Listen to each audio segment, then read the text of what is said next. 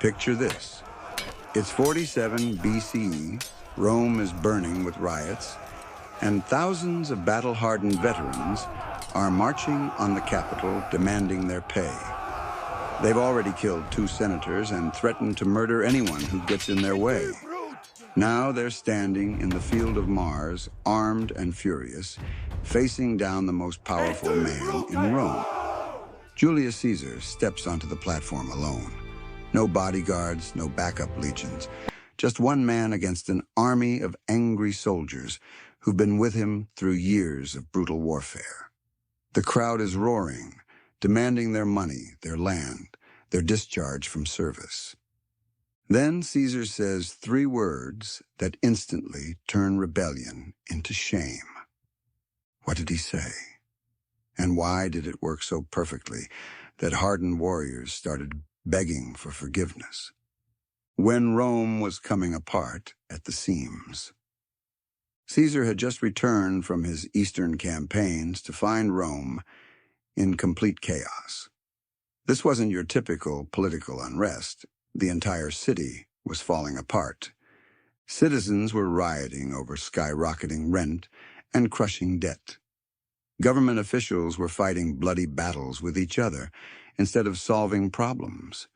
But worst of all, Caesar's own veteran legions, the men who'd conquered Gaul and made him the most powerful man alive, had joined the rebellion. These weren't fresh recruits throwing a tantrum. These were seasoned warriors who'd served their full terms and were legally entitled to discharge, land grants, and bonus payments. But they'd been kept in service for years beyond their contracts, watching their commanders get rich while they got nothing. They were armed, they were organized, and they were done taking orders. The veterans who refused to quit or leave. Here's what made the situation so dangerous. These soldiers didn't want to serve anymore, but they also refused to give up their weapons. They understood that as long as they stayed armed, they had power. The moment they surrendered their gear, they'd become just another group of broke citizens that Rome could ignore. So they camped outside the city, making demands and growing more dangerous by the day. Caesar tried the diplomatic approach first. He sent his representative, Cornelius Sulla, to order the legions to move to Sicily, basically telling them to get away from Rome. The veterans not only refused, but hurled insults and threats at Caesar's messenger. Next, Caesar sent Praetor Sallustius. The soldiers literally chased him away, and he barely escaped with his life. Finally, Caesar dispatched 2 senators to negotiate. The rebels murdered them both. Now the mutinous legions were marching on Rome itself, and Caesar was out of options. The ultimate power move. Caesar's advisors begged him not to face the soldiers personally. These men had just killed senators. What would stop them from killing Caesar too? But Caesar walked out onto that platform anyway, staring down thousands of armed veterans who were shouting demands at him.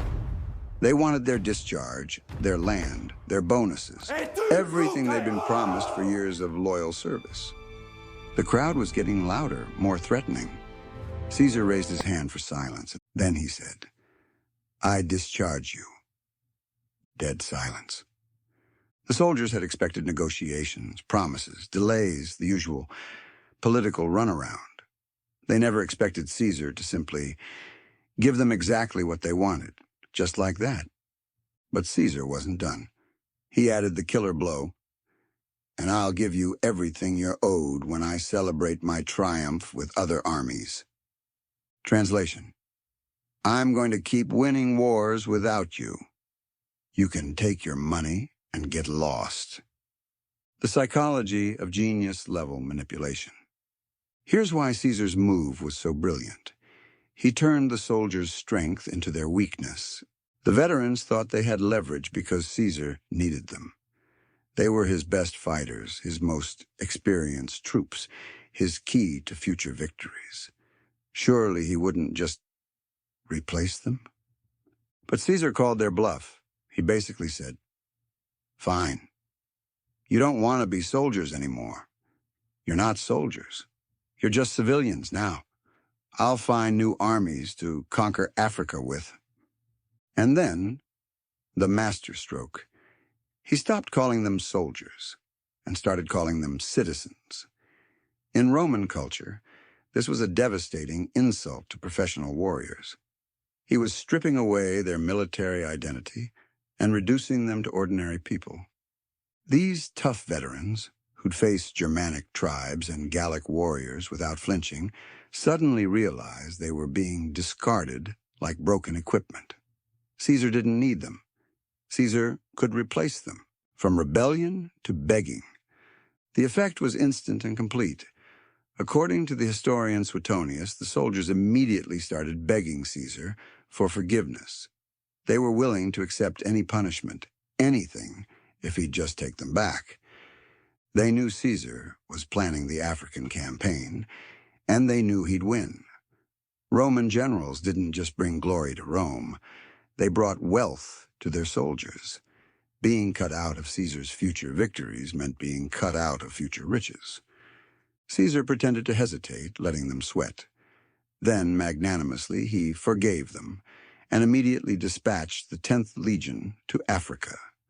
The ringleaders got reduced bonuses as punishment, incredibly mild compared to the execution they legally deserved for mutiny. Just like that, the most dangerous rebellion in Roman history was over. No violence, no bloodshed, just psychological warfare at its finest. The lesson that echoes through history. Caesar's brilliance wasn't in the words he said, it was in understanding human psychology. He realized that what people want most is often what they fear losing. The soldiers thought they were calling Caesar's bluff. Instead, Caesar called theirs. He showed them that their power came not from their demands, but from his willingness to meet them. It's a lesson every leader, negotiator, and parent can learn from. Sometimes the best way to handle demands is to simply agree to them. The person making threats might realize they don't actually want what they're asking for. Caesar understood that these veterans didn't really want to stop being soldiers. They wanted to feel valued as soldiers. By threatening to make them civilians, he reminded them why they joined him in the first place. What do you think?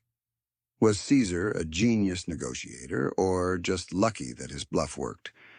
And could this tactic work in modern conflicts? Let me know in the comments.